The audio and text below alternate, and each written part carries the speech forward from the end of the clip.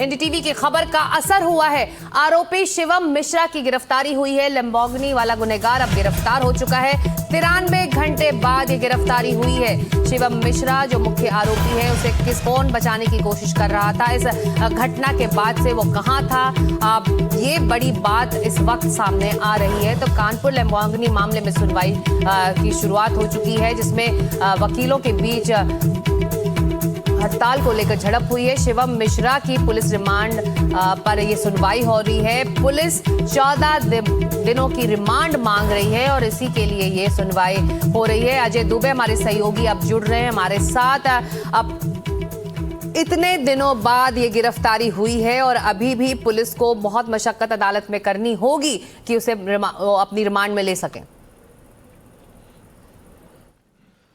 बिल्कुल बात आपने ठीक कही। जब ये पूरा घटनाक्रम घटा और एफआईआर में गाड़ी का नंबर रहा, शिवम का नाम नहीं रहा, तब से एनडीटीवी लगातार ये मुहिम चलाता रहा, सवाल करता रहा कानपुर की पुलिस से कि ये कैसा न्याय है, जो गाड़ी चला रहा है सीसीटीवी में दिख रहा है, तमाम वीडियो में दिख रहा है, उसका नाम एफआईआर में नहीं है। लगातार सवाल का असर था कि कमिश्नर ने एफआईआर में नाम बताया, दर्ज कराने की जानकारी दी और अब जब एक फर्जी ड्राइवर सामने लाया गया, कल कोर्ट ने उसके सरेंडर को नकारा। आज गिरफ्तारी के बाद कोर्ट में लगातार सुनवाई जारी है। आपको जानकारी दे दें, कोर्ट में हंगामा इस समय हुआ कुछ देर पहले, जिसमें जो वकील थे, क्योंकि हड़ताल है, हड़ताल के बीच में ये सुनवाई चल रही थी, तो वकील पहुंचते हैं, हड़ताल की बात कहते हैं और अब इस समय बताया जाए कि रिमांड जो मांगी गई थी, सुनवाई बताया जा रहा है पूरी हो गई है और जज उठ गए हैं। अभी कोई फैसला नहीं सुनाया है, ऑर्डर रिजर्व किया है। प्राथमिक तौर पर जानकारी ये मिल रही है, जज उठ चुके हैं। इस मामले में आगे क्या क्लैरिटी आएगी, अब से कुछ देर में जब वकील अपना पक्ष रखेंगे तो और स्पष्टता आएगी। कुल मिला के गिरफ्तारी के बाद शिवम को लेकर कानपुर की जो पुलिस है वो पहुंचती है कोर्ट में, जिस कोर्ट में ये सुनवाई चल रही है। लगातार पुलिस और जो वादी हैं, जो इस समय शिवम के वकील हैं और जो सरकार के जो पुलिस की तरफ से वकील हैं, उनके बीच लगातार चर्चा इसमें लेकर जिरह होती को जज के सामने दिखाई दी। जो शिवम के वकील हैं, उनका कहना है कि कमिश्नर के दबाव में ये गिरफ्तारी की गई। उनका कहना है कि इसकी जरूरत नहीं थी, गिरफ्तारी की जरूरत नहीं थी, धाराएं ऐसी नहीं है। तो ये तमाम जिरह है जो लगातार कोर्ट में की जा रही है। उसके बाद हंगामा होता है, जज उस हंगामे को शांत कराते हैं, जिसके बाद फिर शुरुआत होती है। तो अब पुलिस 14 दिन की रिमांड मांग रही है और इस पर अब जैसा कि आप कह रहे हैं कि सुनवाई हो चुकी है, अब फैसला देना अदालत को बाकी है। इसका इंतजार अब किया जा रहा है। वैसे वकील जो वहां मौजूद है, उनकी भी कुछ प्रतिक्रियाएं आई हैं अदालती कार्रवाई पर। आइए उन वकीलों को सुन लेते हैं। अजय, आप हमारे साथ बने रहिए। जमानत प्रार्थना पत्र दे दिया गया है माननीय न्यायालय के बैठने पर, उस पर आर्गुमेंट होंगे। ड्राइवर को, जो शिवम मिश्रा को फाल्सली इम्प्लीकेट किया गया है, वो गाड़ी नहीं चला रहा था। पुलिस ने उसको नाहक में बेनाहक जो है गिरफ्तार किया। नहीं, बिल्कुल नहीं चला रहा था जी। ये आर्गुमेंट तो कोर्ट में करेंगे। वो आर्गुमेंट हॉस्पिटल से निकलते ही गिरफ्तार कर लिया, पारस हॉस्पिटल जी कानपुर। अरे भाई, दिल्ली में इलाज चल रहा था ना। बताया जा रहा है शिवम मिश्रा को, कह रहे हैं उनके वकील। अजय, आपने भी सुना, हास्यास्पद है। वीडियो सामने है, तस्वीरें सामने है, चश्मदीद सामने है, जो लगातार कह रहे हैं ड्राइविंग सीट पर कौन बैठा हुआ था। तो यानी कि पुलिस के लिए तो आसान होगा अगर वो इम्प्लीकेट करना चाहे तो। अब बिल्कुल देखिए, कमिश्नर ने तो इस बारे में स्पष्ट ही कर दिया था 3 दिन पहले एनडीटीवी से बात करते हुए कि उनके पास विवेचना में सॉलिड प्रूफ है कि गाड़ी शिवम ही चला रहा था। अब इसके बाद के मिश्रा की प्रतिक्रिया आती है, वो कहते हैं कि उनको वो गलत बात कर रहे हैं, उनको सही जानकारी कमिश्नर को नहीं है। आखिरकार कल कोर्ट में मुद्दा आता है, मोहन एक आदमी आता है, सरेंडर की एप्लीकेशन डालता है, अपनी तरफ से एफिडेविट देता है, कोर्ट स्पष्ट कर देती है कि ये व्यक्ति तो वांछित ही नहीं है, तो इसका सरेंडर क्यों स्वीकार किया जाए। तो ये स्थिति थी जो कल ही स्पष्ट हो गई थी। अब आज गिरफ्तारी हुई है शिवम की और गिरफ्तारी के बाद जिरह होती है, कोर्ट में हंगामा भी होता है और वकील अभी भी शिवम के उसी स्टैंड पे कायम है कि शिवम गाड़ी नहीं चला रहा था। तो ये कोर्ट में हुई स्थिति है और अब से कुछ दिनों में बताया जा रहा है कि ऑर्डर आ जाएगा। सुनवाई जो चल रही थी अब वो खत्म हो चुकी है। बिल्कुल, अदालत का फैसले का सभी को इंतजार है। आप नजर रखें। अपडेट के लिए शुक्रिया अजय आपका। और जो बड़ी खबर इस वक्त कानपुर से आ रही है, करीब 4 दिन बाद जो आरोपी है शिवम मिश्रा, उसको पुलिस ने गिरफ्तार किया है और अपनी रिमांड में लेने की कोशिश उसने की है। अदालत में सुनवाई हो चुकी है, अब अदालत के फैसले का इंतजार है। अगली खबर, दिल्ली पीरागढ़ी हत्या मामले में बड़ी खबर आ रही है। घटना का सीसीटीवी फुटेज सामने आया है। लड्डू में जहर देकर 3 की हत्या कर दी गई थी। आरोपी बाबा कमरुद्दीन को पुलिस ने अब गिरफ्तार कर लिया है। तो ये दिल्ली के पीरागढ़ी मामले से जुड़ी खबर है। घटना का सीसीटीवी फुटेज आया है। लड्डू में किस तरह से 3 लोगों को इसके खिलाया गया जिसमें जहर मिला हुआ था, और जिस आरोपी ने ये जहर दिया उसका नाम बाबा कमरुद्दीन बताया जा रहा है, जिसे पुलिस ने गिरफ्तार कर लिया। ये तस्वीरें भी उसी आरोपी की हैं जिसने इन तीनों को वो लड्डू खिलाया था, जिसके बाद उनकी मौत हो गई।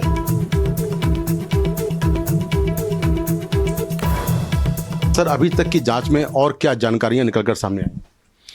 अभी कई सारे एस्पेक्ट्स हैं जिनको टच करना है। क्या और भी फ्रॉड के विक्टिम्स हैं, या इसी पर्टिकुलर केस में रिक्रिएट करना चीज़ों को, सीक्वेंस ऑफ इवेंट्स को एस्टेब्लिश करना, रिकवरीज करना। सो इसके लिए उसको जहाँ भी ले जाना होगा, जिस टाइप की ये चीज़ें आगे बताएगा, so that will be taking him. अभी उसका रिमांड लिया है and will be taking him further. कहाँ पर लेकर जाएंगे इसको? डेफिनेटली जो 2 लिंक्स हैं, लोनी के हैं या फिरोजाबाद के हैं, तो वहाँ पे तो इसको ले जाया जाएगा। सर, इसने जो पैसा बनाया है इसमें चीटिंग करके, कितने पैसे की जानकारी मिली है आपको? क्या मनी ट्रेल को आप इस्टेब्लिश कर रहे हैं?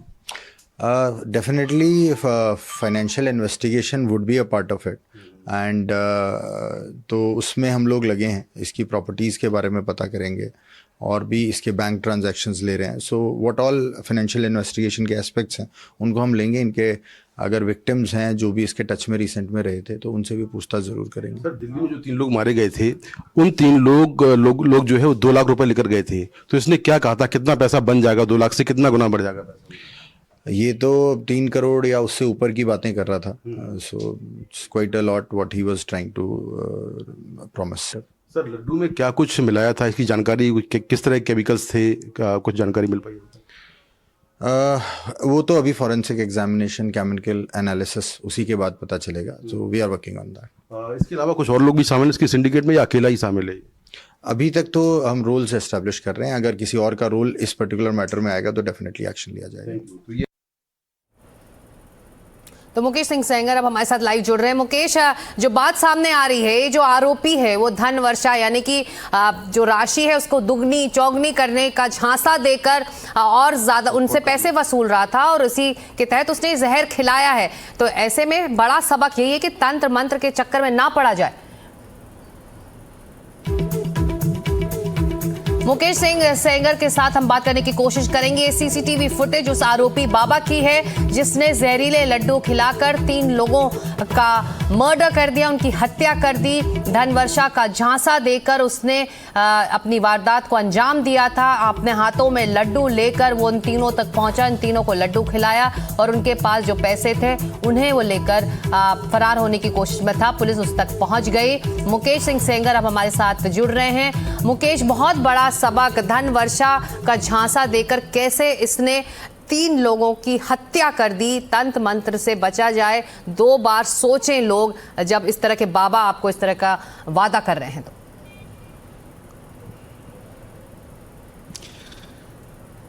देखिए सिकता, बिल्कुल इसमें सबसे बड़ी चौंकाने वाली बात यह है कि जो इसमें विक्टिम्स हैं, जो डिसीज्ड हैं, उनमें एक रणधीर है जो कि दिल्ली के बापराला गांव का रहने वाला है और पुलिस के मुताबिक वो करीब 200 करोड़ की संपत्तियों का मालिक है।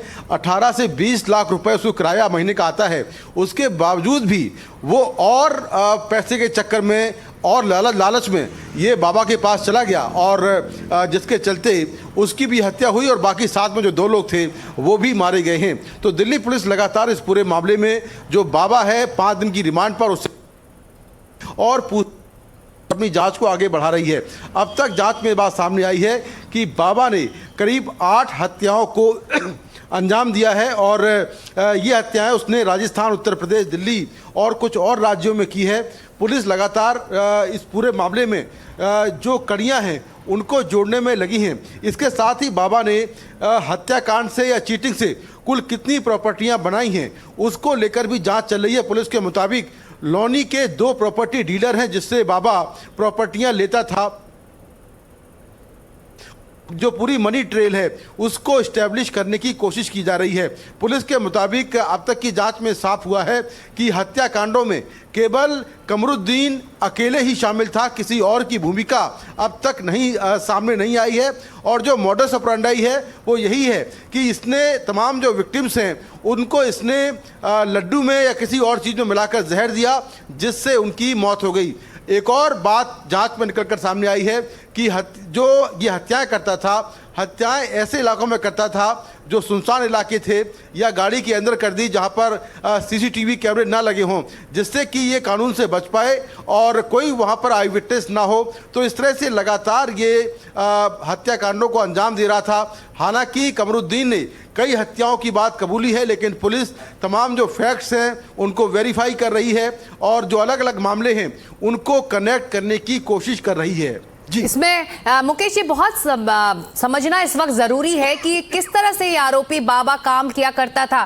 तंत्र और मंत्र का झांसा देकर जो विक्टिम्स हैं उनकी प्रॉपर्टी, उनके पैसे अपने नाम कर लिया करता था, फिर उनकी हत्या कर दिया करता था। इसी तरह से वो ऑपरेट कर रहा था।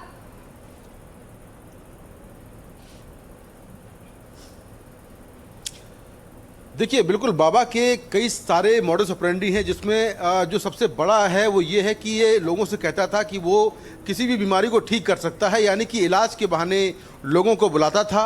जब लोग वहाँ पर पहुँचते थे तो ये उनके सामने शॉल ओढ़कर एक डेमो करता था और जब शॉल खोलता था तो उसमें से बहुत सारे पैसे निकलते थे।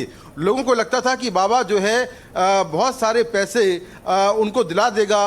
पैसे के लालच में लोग बाबा के ट्रैप में आते थे और इसके बाद फिर बाबा लोगों को बुलाता था, उनसे पैसे लेता था और कई बार कई ऐसे विक्टिम्स हैं जिनकी हत्या कर देता था और उनसे पैसे छीन लेता था। तो इस मामले में भी देखा गया कि दिल्ली के मामले में जो विक्टिम्स हैं वो 2 लाख रुपए लेकर आए थे। बाबा ने उनसे कहा था कि वो 2 लाख के 3 करोड़ कर देगा, धन वर्षा होगी। लेकिन बाबा के इरादे कुछ और थे। उसने लड्डू में कई सारे केमिकल्स मिलाए, जिसमें सल्फास था, नींद की गोलियां थी और तीनों लोगों को लड्डू खिला दिया, जिनसे उनकी मौत हो गई। और अब ये बाबा पुलिस की गिरफ्त में है, जो एक पुलिस के लिए बिल्कुल आप बता रहे हैं किस तरह से ऑपरेट कर रहा था, लेकिन अब ये आरोपी बाबा पुलिस की गिरफ्त में है, जो एक बड़ी राहत की बात है। वैसे बाबा कमरुद्दीन ने दिल्ली से पहले और भी कई जगहों पर लोगों को ठगा है। फिरोजाबाद से भी बाबा ने कई लोगों के साथ जालसाजी की। सुनिए पीड़ितों की जुबानी बाबा की ठगी की ये पूरी कहानी। भी भाई थे वो फिरोजाबाद मिले थे, ये जा करके फिर उन्होंने देखा तो